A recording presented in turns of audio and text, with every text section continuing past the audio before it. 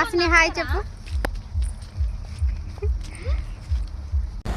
Hi అండి అందరికీ. ఈరోజు నేను మా అమ్మ వాళ్ళ ఊరికి మేకప్కి వెళ్ళా. ఇంకా అమ్మ వాళ్ళ ఇంటికి వెళ్ళకుండా ఉంటాను. అమ్మ వాళ్ళ ఇంటికి వెళ్ళగానే నాకు కోడలు ఉంది. ఇంకా దాంతో కొంచెం ముచ్చట్లాడి ఇద్దరం కలిసి అయితే తోట దగ్గరికి వచ్చినాము.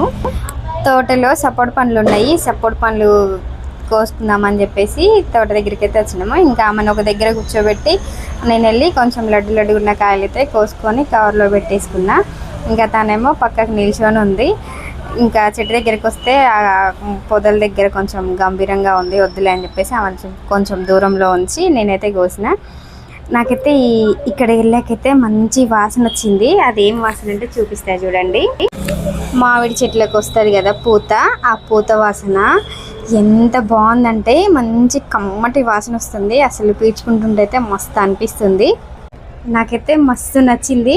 ఈ వీడియో చూసే వాళ్ళు ఎవరైనా ఎప్పుడైనా మామిడి పూత వాసన ఆస్వాదించితే మాత్రం ఖచ్చితంగా కామెంట్ చేసి చెప్పండి.